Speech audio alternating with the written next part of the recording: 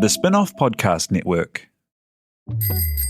Ready to rediscover the joys of cycling? With over 300 kilometres of cycle paths across Tāmaki Makaurau, jumping on your bike and going for a ride is such a fun way to discover the city from a different perspective. Cycling is getting more and more popular across Auckland, so now's a great time to join the hype and give cycling a go. Head to at.govt/cycling to find your nearest cycleway today.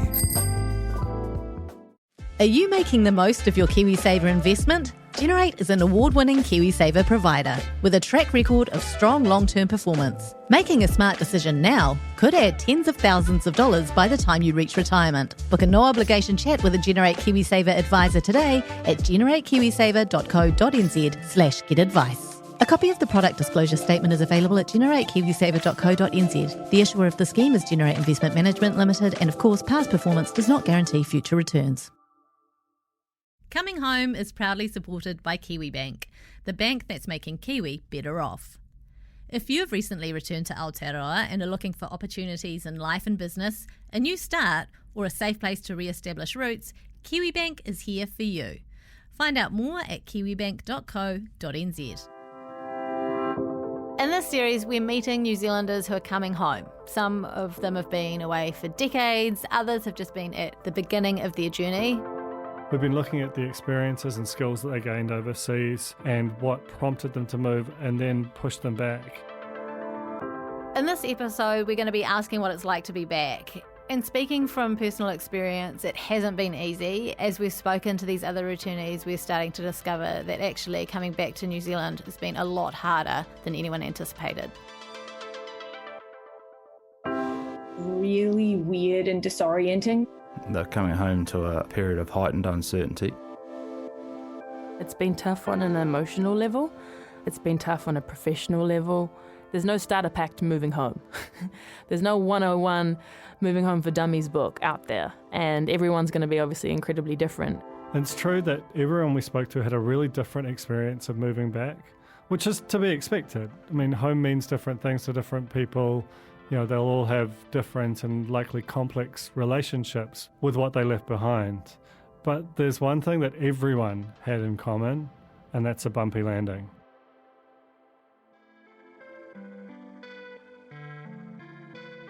Firstly, there's the obvious stumbling block, which is since June 2020, all returning New Zealanders have had to do a 2-week quarantine under military surveillance. It's basically like expat purgatory. We actually asked Rachel Morris to keep an audio diary during her time in isolation. I'm looking out the window at the moment and I can obviously see I'm in Auckland. I can see the harbour from here, and actually I can see a little bit of Devonport too. But otherwise, I'm pretty much just living in a generic hotel room. 3 times a day, somebody leaves a brown paper bag with some food outside my door, and more or less the high point is when I get to walk around in circles in a courtyard for half an hour or so. I can't even imagine what that's like to have made it all the way here. You know that you're physically back in Aotearoa, but you can't see any of your loved ones. We hopped onto Zoom with Rachel to have her tell us what it's been like. It's just really weird when you make this huge decision to move countries and you like pack up your apartment and say goodbye to like all your friends, and then you're just in this little bubble. You can't see the people that were part of the reason that you moved back. I found that to be like quite surreal and strange, and you just sort of find yourself thinking, did I actually move back, or do I just live in this hotel room now? And then the jet lag wore off, and actually since then it's been really good. Yeah, Rachel actually had quite a nice time. It's a really nice hotel.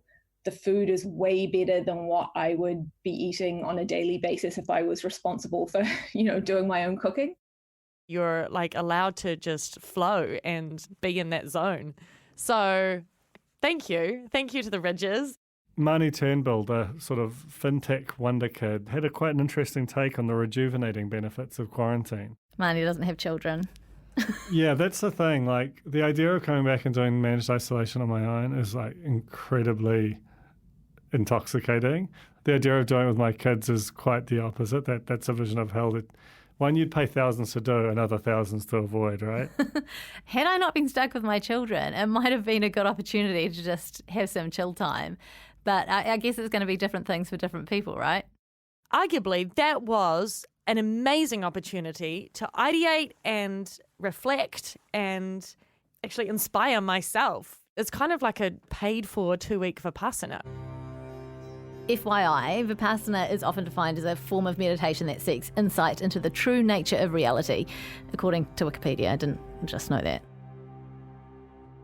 I do love that positive spin on isolation, but Duncan. That doesn't really accurately map to your experience, right, Jane? You came home at a very specific point in the pandemic, and I remember talking to you after you'd landed, and it really, really sounded super unpleasant what you went through. Yeah. We came back before the military quarantine. We were asked to self-quarantine, so we had to sort ourselves out, and everything was at such short notice. It felt all very, very heightened. It very much felt like we were fleeing, and it was very emotional and strange. And I think the hardest thing was expecting that feeling of being welcomed home with open arms and everyone just to gather us in like little chicks, but everyone else was reeling as well, so it was kind of every man for himself. The country's border closed to foreign travellers for the first time ever at midnight last night. There are now 14,552 confirmed cases of coronavirus. More than half of them are now outside Wuhan. The country's newest case of coronavirus is the first to be caught and transmitted in New Zealand that health officials know of. A man in his 40s is the first known to... I think I'll always remember that period in March where we had no idea how this was going to play out. There were thousands of people dying in Italy. It was on the ground in New Zealand, and the whole country was acutely conscious that if it played out here like it was playing out elsewhere, we were going to have a major problem. And that's the kind of backdrop against which you were making your decision to return. Tell me how that worked, how you told your kids, how you discussed it as a family.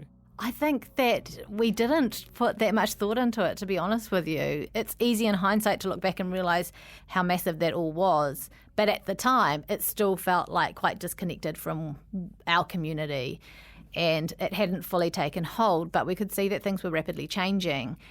And it really came down to seeing a couple of other New Zealand families who were committed to staying in the States, seeing online that they'd booked tickets to come home. And one of my good friends over there messaged and was like, we have got tickets and we're leaving tomorrow night. And I was like, that's just crazy. These were people I would have thought would be the last people to like cut and run. And yet here they were. We were only going to come back for a month originally, but I packed every suitcase we had kind of just in case. It was a real whirlwind. We were running on adrenaline. The kids were fine. They were happy about the idea of going home and seeing everyone. Kids are very adaptable, so they definitely handled it better than anyone else. So when you got back to New Zealand, where did you stay? We arranged to stay at my sister's holiday house, which we were so lucky and privileged to be able to have access to that. But when she let the next door neighbours know that her sister and her family were coming to stay, those neighbours then sent an email around the neighbourhood trying to rally the troops to basically build a case to say, no, we don't want them staying here and that we would be putting everyone at risk. That was horrible. Like, we was exhausted and then suddenly we had nowhere to go.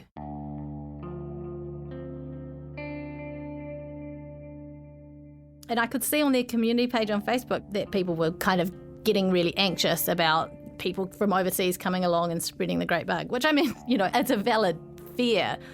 But as returning New Zealanders who, I mean, I think it's safe to say we fled the States to come home. And that was really a horrible, it wasn't a welcome. I have to say, after that initial tricky start, things have improved somewhat. I bullied you into giving me a job here at the Spin-Off, which I feel very privileged to have in the current climate. I didn't need much bullying, man. Yeah, you're pretty good at your job. But it hasn't been so easy for everyone we spoke to. Yeah, the person who comes to mind here is Julia. I felt much more freedom when I was over in the US than I do back here at home. I miss being free to be myself. That seems tragic. What is it that drives that? Being a Samoan, Chinese, British blend, hybrid individual, I'm constantly justifying my existence in rooms that were not meant for me.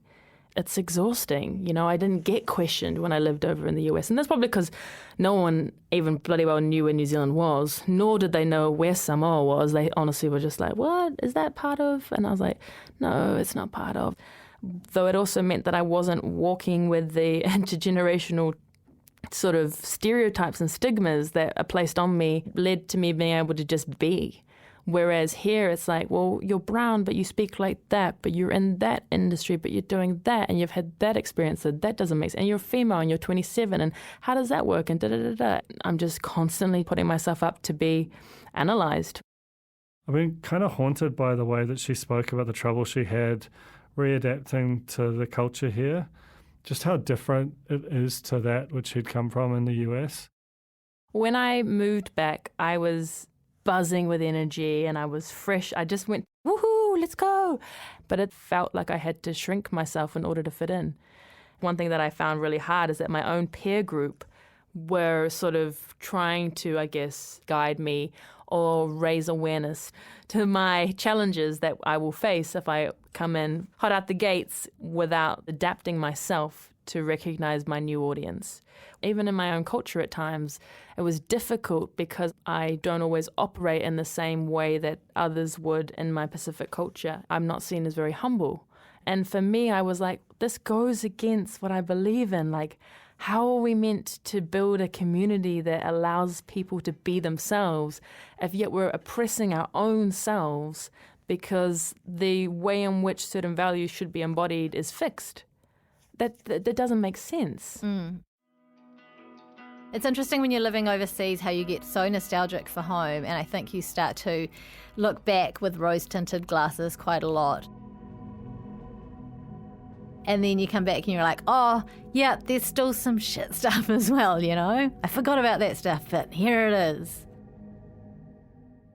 I don't know whether you can ever really plan for what it may feel like to move home.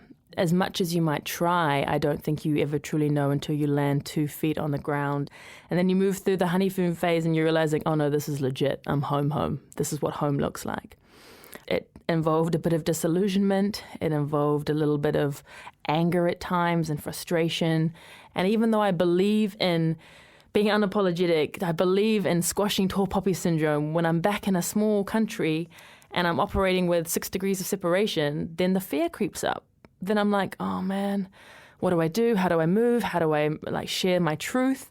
And with the repercussions of potentially being blacklisted. It's really pretty hard to be bold in New Zealand. It really is, in the workplace, I think. And there's this fear that you're going to jeopardise your career prospects if you do so. I mean, and that's one of the things I like most about Julia is that she just doesn't hold back, that where she senses that the room isn't ready for her or ready for what she's got to say, rather than having that temper down, she's like, well, I'm going to say this and just see how it lands. There's, I think, a really fascinating LinkedIn post that she wrote, which went pretty viral not long after she came back, that kind of speaks to exactly that notion. This is Julia reading that post. Too young to have done what I've done. I'm too brown for some rooms, too white for others. I'm too colourful, I get mistaken as the intern, when really I've held senior strategy positions. I don't fill a box, and yet I'm too threatening to make a box. I think those things that she highlighted, they weren't just low-level annoyances, the kind that everyone has to go through. They were very real barriers to her entering the job market when she returned to New Zealand. I wish I counted all the rejections I had. It would have been an important piece of data I should have collected, but I haven't. Maybe I can go through and look at my trash, because every time you get a rejection, you're like, nah, I don't want to look at it because that will make me feel bad. So I'm like, quickly, delete. But there was countless rejections. And I remember one person, oh, you're just a bit too innovative for this role. And if we bring you into the company, you're going to bring a lot into the company and you'll do more, but then we'll have to go back and just hire that person for that role. So have you found work now? Didn't get my full-time gig, didn't get that, but I am freelancing, and that's been kind of fun. It's been really random. It's been through like word of mouth, which I've been very lucky about. It's quite interesting, that idea of finding work through word of mouth, because it maps to what Jared, the chief economist at Kiwibank, said, who arrived home a couple of years ago. I was out of work and couldn't find a job. Really hard. I did what I thought I should do, and I went to all the headhunters. And they turned around to me and said, you're going to have to get a job through your network. That's how things work in New Zealand. Whereas overseas, the headhunters have got a lot more prominence and their networks are a lot, I think, stronger in my experience. So I was here for a year, couldn't get anything, and then ended up getting another job for the company I had left in Australia and went back. Hang on, hold up. So Jared came back to New Zealand with this massive amount of overseas experience. Yeah, so he'd worked at JP Morgan, which is one of the biggest sort of investment banks in the world, Credit Suisse. He'd worked in Sydney, in Singapore, had a really specific skill set around interest rates, which are hugely important to banks in New Zealand. But he couldn't find a job. Could not find a job. He had to go back to Australia, which seems completely mad. What a missed opportunity for this country to pass up someone like Jared. And when he got his job in New Zealand, it wasn't because this country had a great system for identifying talent and deploying it in the right places. It was basically a complete fluke. His job in Australia, they flew him back to New Zealand to make a presentation to Kiwibank. And as I walked out, one of the traders at Kiwibank turned to me and said, oh, by the way, there's a job going here. Don't know if you're interested. I was like, I'll give it a look. And that was it. So the headhunters were right. You only get jobs through your own kind of networks, in my area at least, but that's how it happened. And it took 5 years. I guess that the issue with that now is that a lot of those returning New Zealanders, if they've been away as long as you have or their skills are as narrow, your networks are fine if you're a lawyer or you're, and you went through law school with a bunch of people. But if you've gone overseas and developed quite a specialist skill set, maybe there isn't a like-for-like job in New Zealand, those networks they just can't connect you to the right opportunity in the same way. If your experience has been more of a driver of your skill set than your education. Yeah, absolutely. So, I come home and my mates that I went to school with, 10 close mates, most of them are cops. One's a physio, a couple of them are, lawyers. And what are they going to do for me to help me get a gig as an economist? So, that my networks coming home were pretty slim. Let's discuss finding work through networks, Duncan. I don't think we should knock it too much. I mean, at times, you do procure the best talent because you've known them for 20 years, right, Jane? I do thank you for saying that. I am not trained in podcasting as such, and yet here I am, a podcast manager, because, no one's really trained in podcasting in this country, That's thankfully. the problem, we're flying the plane. I mean, I do think, though, that the New Zealand rely on the networks mentality. It's dangerous because your networks tend to be people you went to school with. People you went to school with tend to be broadly, culturally, demographically like you. Therefore, you often get workplaces where they're, tend to all look and speak and see the world a particular way. And New Zealand suffers for that. I think that's kind of hard to deny at this point. Yeah, and it's just a bit crap for those people who have this amazing wealth of experience and, they're turning up to job interviews, on paper, the right person for the job, but old mate's got a friend from fifth form who did a BA and they'd quite like the job, so they're good at thanks. I do think there's also a bit of New Zealand self-consciousness there too, that you see someone with this amazing CV and, say you're the HR manager or the owner of a business and you're going to think, oh, my business is a bit shit. They're not going to want to come and They're going to see through They're it. going to see me for who I am. I can't possibly have a proper person, an adult, come in and see my shambles. So it's a business imposter syndrome. I think that happens. I really do. I certainly experience it. But I think it is very sort of self-limiting. And more to the point, it's really, really bad for those who return because they don't end up working and giving back the way that they could. And I think the whole country suffers as a result. There's a discounting of what you've done overseas. Not many people can say they've got a demographer, but we've got a demographer. Here he is, Paul Spoonley. I just think that's a missed opportunity because these are people who've got a lot of experience and it should be regarded positively, and it's not. While we've talked about them struggling perhaps to find work or for their experience to be appreciated by employers, the flip side of that is that perhaps they're being, snapped up by people and compromising the job prospects or the career trajectory of other resident New Zealanders who've been sticking around doing the hard yards and that kind of thing. And I'm not saying that that's my belief, but is that a concept that's out there? There are two broad issues about migrants, and I'm talking about both New Zealanders and non-New Zealanders coming here. One is the argument that they displace locals, and the other is that they depress wages of the locals. In neither case do we have good evidence that either is occurring. So when we went live with our first episode on Facebook, and I know we should never dive into the comments, I was really disappointed but perhaps not surprised to see so many people just saying, oh, these guys are coming in and taking our jobs and they're going to hike up the housing market. Just all that stuff that people are thinking. But when you see it in black and white, especially in the context of what, we believe is actually a very positive story and very good for the economy and very exciting for all of New Zealand, it's just like, damn, that's still there. People really believe that.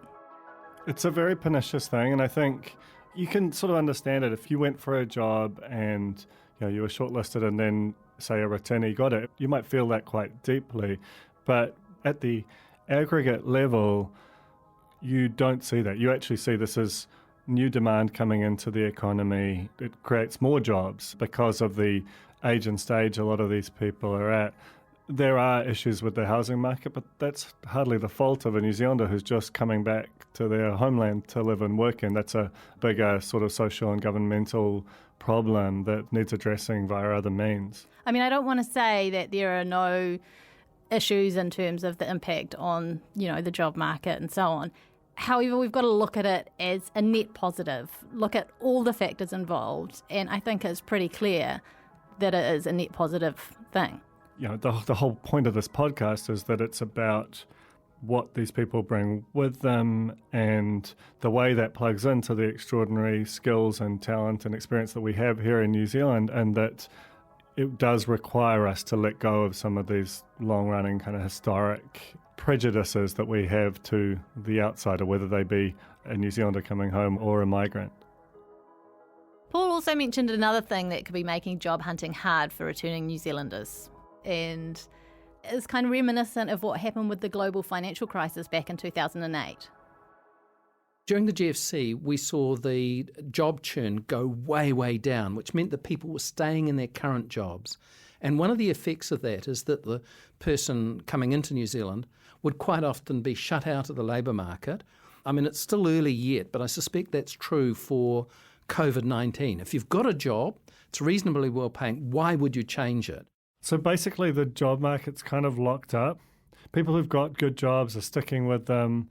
There's not a lot of the kind of mobility that keeps the labour market vibrant because there's a lot of fear. And yeah, that makes complete sense. But there's maybe something else going on here too. Here's Jared again. Right now, we've had an influx of Kiwis coming back because of the pandemic. They realise New Zealand's, the best country in the world. They want to come home. But what are they coming home to? They're coming home to a period of heightened uncertainty. We're all expecting the unemployment rate to keep lifting, so businesses are nervous and shedding jobs. That dynamic makes it really, really tough for returning New Zealanders who are coming back to a labour market that is not as welcoming, as open, as ready for them as you'd hope. I know we've been having a lot of theoretical chat over the course of this podcast series, but this is the sticking point. This is a real problem if we don't get it right. If returning New Zealanders can't find work, we might lose them. Say a vaccine comes along and everything kind of rights itself over time. We might lose these people. If I can't make this work, I'm going to have to leave because I have to earn a living. In the next episode, we'll be looking into this more and asking why we should be working so hard to keep the returnees here, what the opportunity is for New Zealand, and what we could do as a country to keep the homecomers home.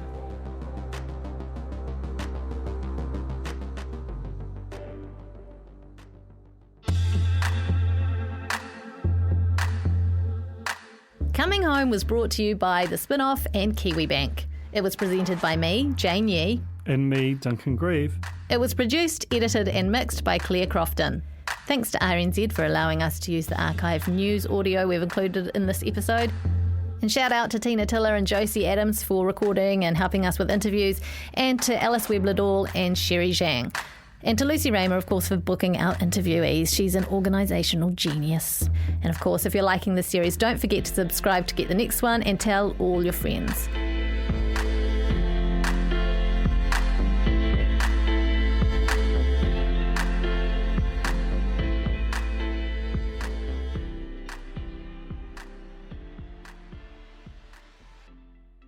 Is it mad that the world burning is not in our, top 3 concerns?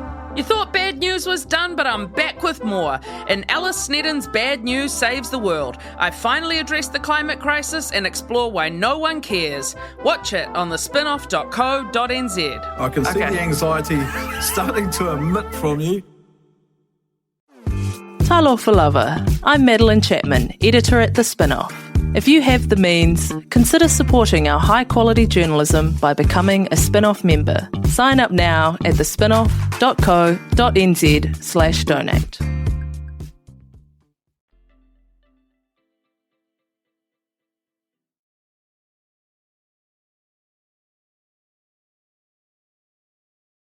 The Spinoff Podcast Network.